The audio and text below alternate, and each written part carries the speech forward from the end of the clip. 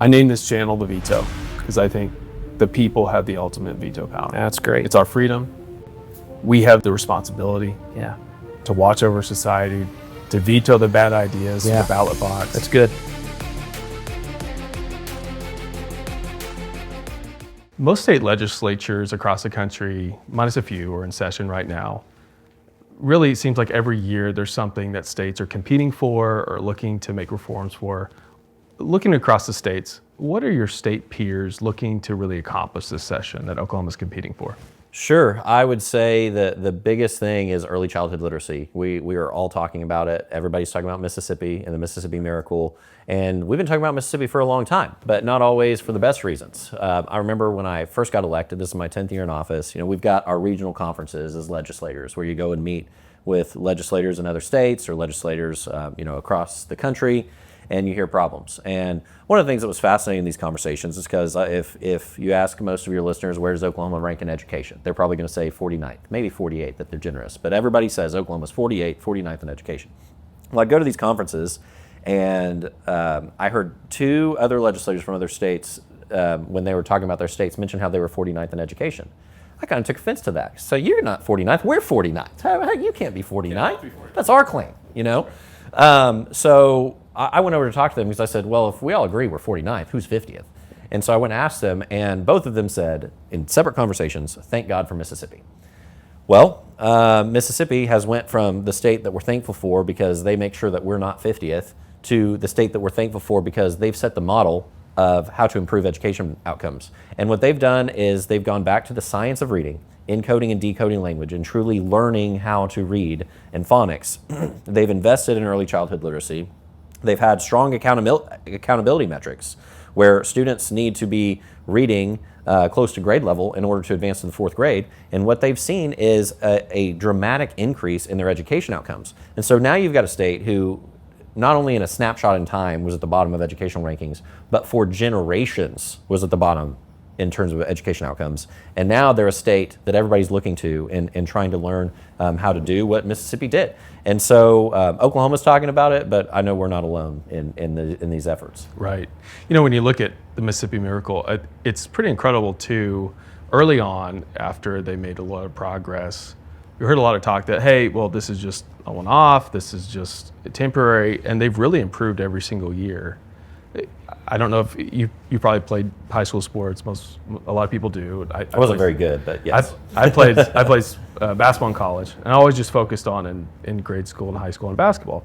But I had one coach that made everyone on the basketball team do like a running sport.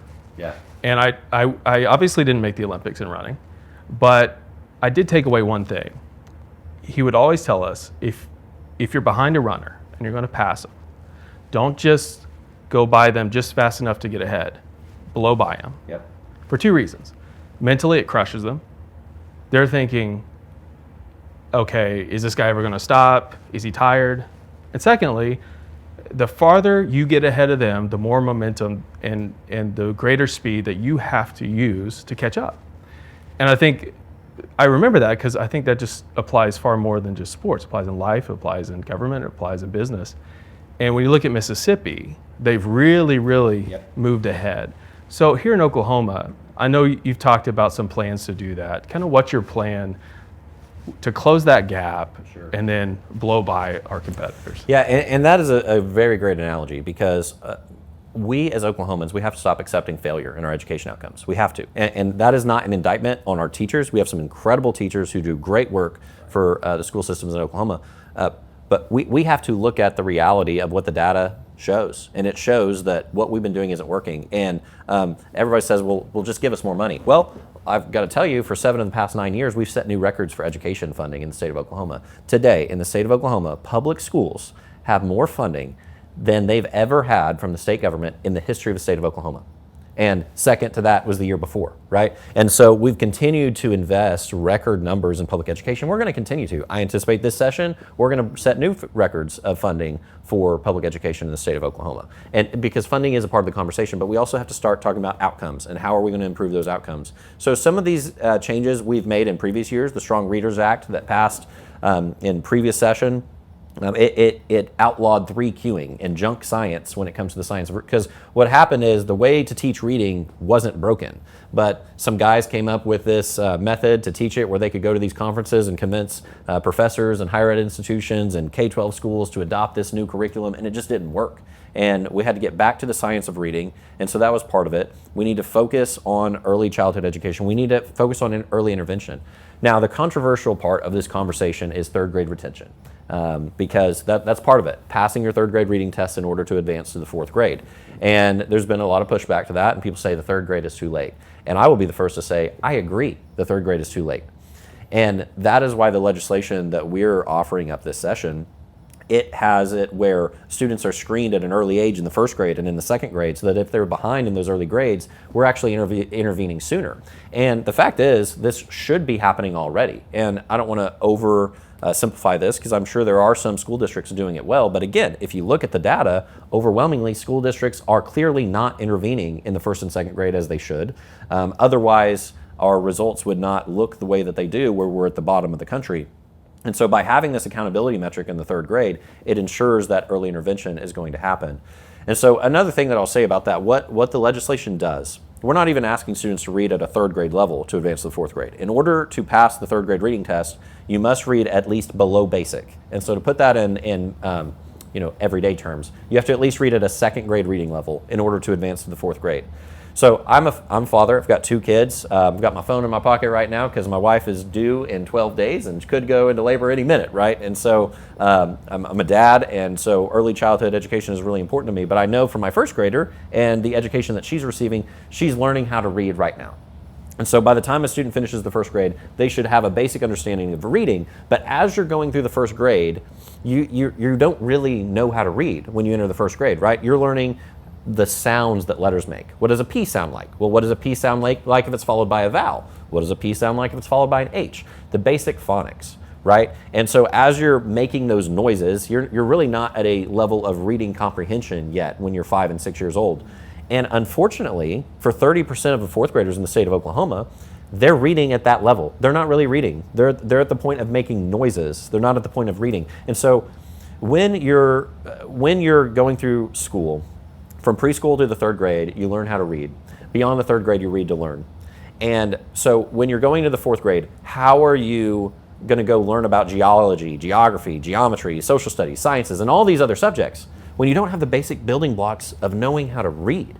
And so it's incredibly pivotal if we want to move the needle in economic development, in poverty, in infrastructure, in incarceration rates. If we want to move the needle on everything in Oklahoma, it comes down to having a solid education. And if we want to make sure we have a solid education, it comes down to making sure that kids can read. And so for us in Oklahoma, I think for too long when it comes to education policy, we've talked about moving the needle around the margins, or to use your running analogy, just get ahead of the person in front of you. That doesn't work because everybody's trying to improve around the margins. If we want to truly excel, we as Oklahomans have to stop accepting failure, stop accepting being 49th in the nation in education, and let's demand excellence. We can do it. Mississippi did it, and so why can't Oklahoma?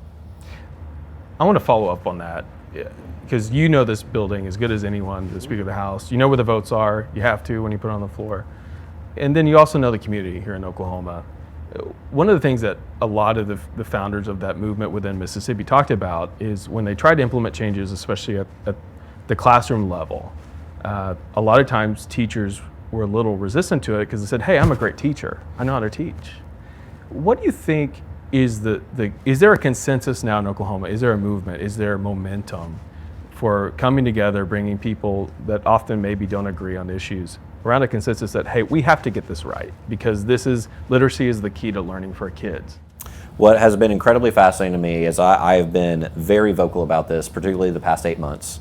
And everywhere I go, I get resounding rounds of applause, no matter who the audience is, conservative, liberal, moderate, nonpartisan, it doesn't matter. The people of Oklahoma want this because the people of Oklahoma agree that we should demand better outcomes for our kids. And again, I want to be very clear because it's very easy to take this message and what I'm talking about and take it as a negative knock on our teachers, and it's really not, because the teachers, they want their kids to be able to read. They don't want these education numbers. And so the challenge is when you're talking about education policy is it's very personal to everybody because everybody had an education, right? And the other challenge that you have is it's very easy to get distracted by anecdotes. And when you talk about this story, you talk about the Mississippi Miracle, it would be very easy to call somebody in Mississippi and they could say, well, my third grader got retained and they had this issue, or somebody had someone that was older than other people in their class and it caused problems, and nitpick anecdotal stories. And I'm not saying we shouldn't listen to stories, we should, but any anecdote that we take when we're talking about education policy should go through the lens of looking through the bigger picture. And what I've been talking about a lot this session to my colleagues is, in this building, our legislative session, it runs from February through May. At some point during this legislative session, there will be a crisis. I mean, last night, the night before we're filming this, there are fires burning throughout the Panhandle. I mean, my in-laws had a couple of their fields that burnt up last night in the fires going in the Panhandle. There will be things like that happen throughout the legislative session. Some require legislative intervention, some don't. For those that require legislative intervention, we're responding to a crisis. So we're in a short time window. We have a limited availability amount of information. We have to make the best decision we can with what little information we have. But frankly, what we're doing in that moment is we're trusting our gut, right, as a legislature. And I have every confidence in the men and women in this building will make the best decisions we can with the information we have for the people of Oklahoma in the moment of that crisis. But the good news when it comes to early childhood literacy, we don't have to trust our gut. We know what will happen because Mississippi did it, Alabama did it, other states have done this. And so when it comes to this issue, we know what will happen if we will take the right vote. We just have to have the courage to do it. And the critical piece is not only taking the hard vote now in 2026, it's keeping it there, because Oklahoma used to have third grade retention. We used to have requirements in the 8th grade that in order to go get your driver's test, you had to pass your 8th grade reading test.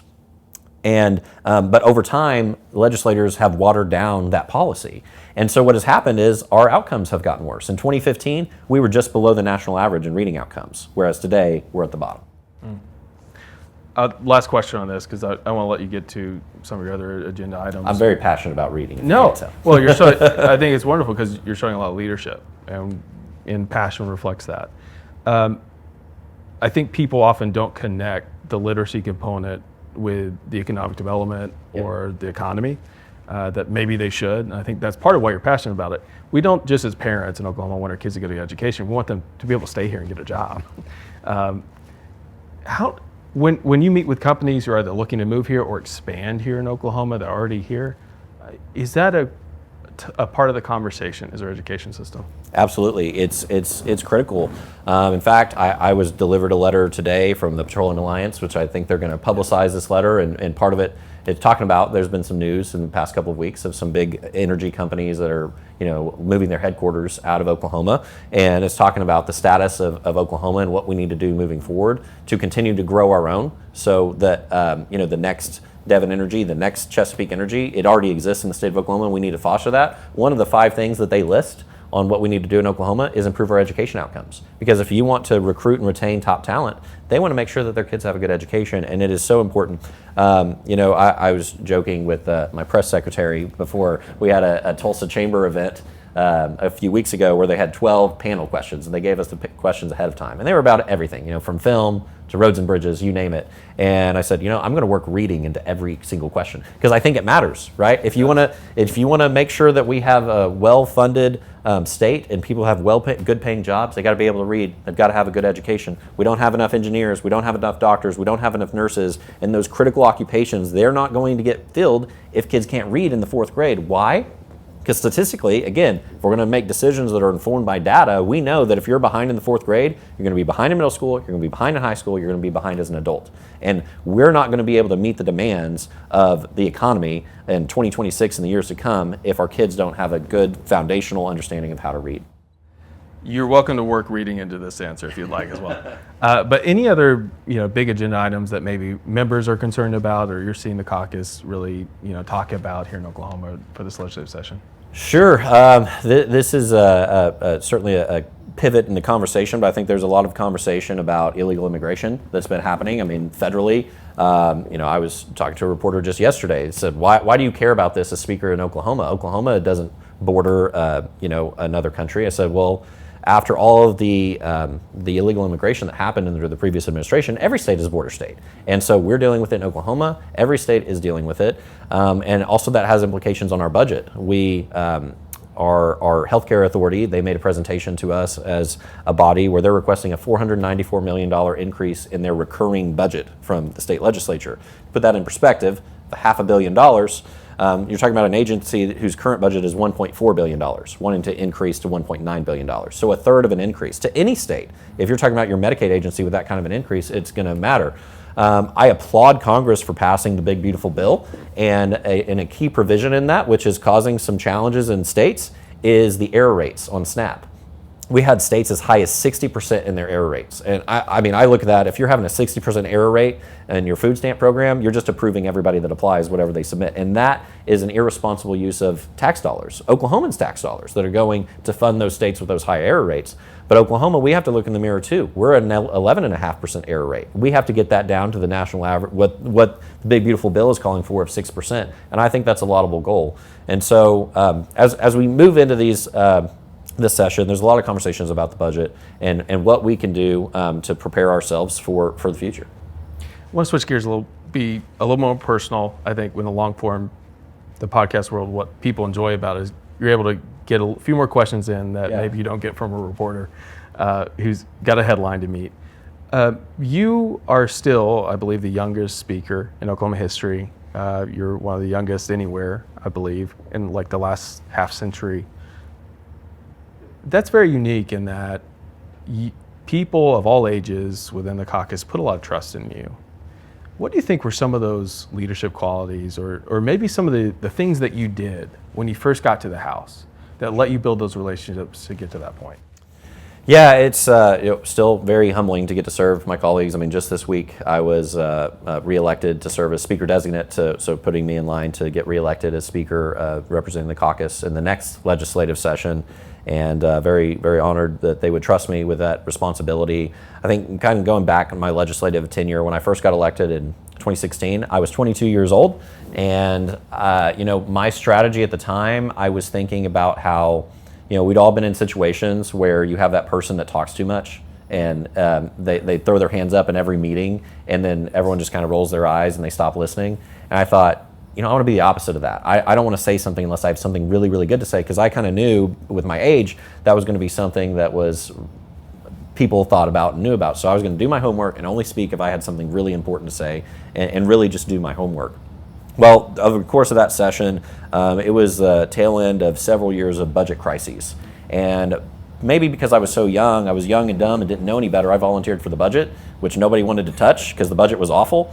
And so that kind of put me on a leadership trajectory where, I remember my second term, I was 24 years old, Speaker McCall had appointed me Vice Chair of Appropriations. And, all members of the legislature have input on the budget, but ultimately you got to get in a room and cut a deal. And I remember I was there, I was 24 years old, in a room with me and my chairman, Kevin Wallace, our counterparts in the Senate, and then the governor of the state of Oklahoma. And I was just looking around like, how did God put me here? Like, how did I end up in this room at this time? And, it's kind of humbling just to think about that. But, my goal was really to be appropriations chair someday. And I really dug into the budget numbers and that was kind of the trajectory that I had went on, was focusing on the budget. But my role as vice chair, I kind of worked to help members and make sure they knew what was in the budget. And so I spent a lot of time going office to office, talking to legislators, making sure they were informed about the votes that we were going to have to make on the budget. Because a lot of complaints in prior years were from members who said they were having to vote on budgets and they had no idea what was in it. And that's just not good government. And that was kind of what I wanted to focus on. Well, after 3 years in that role, vacancy opened up in our Speaker Pro Tem position. And so many members of the caucus encouraged me to jump into that leadership role. And from that point, it kind of changed the trajectory of where I was headed, because that really exposed me to the other side of the bill, more policy-focused bills as opposed to the fiscal-focused bills. And so kind of, prepared me as best as possible for this job of having the experience of being in an elected position, Speaker Pro Tem, for 3 years, and having seen the policy, the floor, and the budget matters of the chamber. Well, kind of a classic theme you hear from people. Sometimes the quickest way to leadership is to listen. And it sounds like you employed that a lot and really learned a lot. Yeah, I mean, and it is a big campaign running for Speaker. I mean, I know you've worked on a lot of campaigns. So for a state house campaign, you have 40,000. The worst kind is within one building. Yes. Well, so for a state house campaign, you have 40,000 constituents, but you don't talk to all 40,000 constituents, because that would be a waste of time for a lot, because many of them don't vote. So you get your voter list of your people that vote, and so if it's a Republican seat, you get your Republican primary voters, and you go and knock on their door. And you've got your list, and you'll go knock on 10,000 plus doors if you really want to be a state representative and go raise money. Running for speaker is not too different. I've got my voter list, but instead of 10,000 people on a voter list, I've got a list of 80, the 80 other members of the Republican caucus, and go and knock on their doors, spend a lot of time in members' homes, in their districts, traveling the state to really get a feel for what the needs are where they are. And it's just really cool because I grew up, my dad, family business they started is manufacturing pizza dough and selling it to grocery stores, gas stations, kind of all over the state of Oklahoma. And so I grew up in going to a lot of these small towns and delivering pizza ovens and fixing pizza ovens in the back of old convenience stores, mom and pop gas stations. And to get the opportunity to serve as a Speaker of the House for all 77 counties in this role, it's really been an honor getting to do that. Well, last question. I know you're very, very busy. You mentioned earlier you're a husband and a father.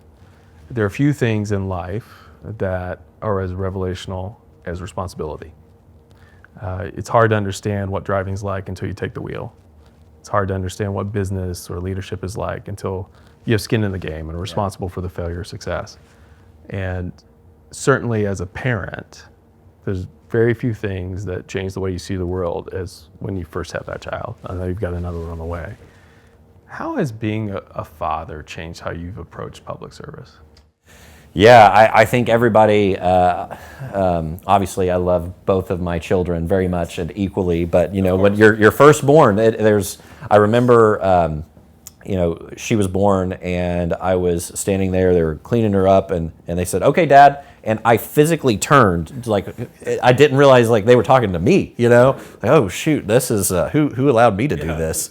And it changes your perspective on things for sure, because you're talking about. And I know I joked about working reading into every question, but here again, we're talking about third grade retention.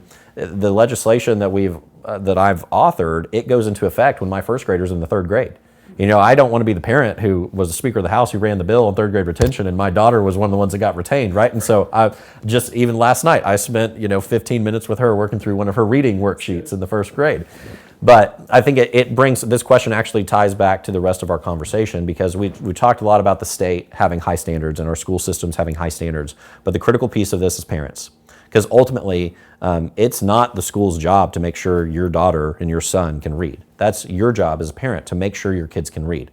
And certainly we understand there are a lot of circumstances where kids are in foster homes or grandparents or other situations. But look, whomever is in charge of kids, parents, guardians, it's their responsibility to make sure kids can read. And so we need high standards for our schools to make that happen, but we also need to do what we can to help educate parents, because I think there's a lot of parents who want to make sure their child can read. They just need to have the resources available to them so that they know how to do it properly. And so, yes, back to your question, I think absolutely everything, it changes when you have kids, because now you're not just talking about yourself, but you're also talking about, future generations. Yeah, really focuses you on the future. Any closing thoughts? If someone, you're an average citizen out there, I think this is important.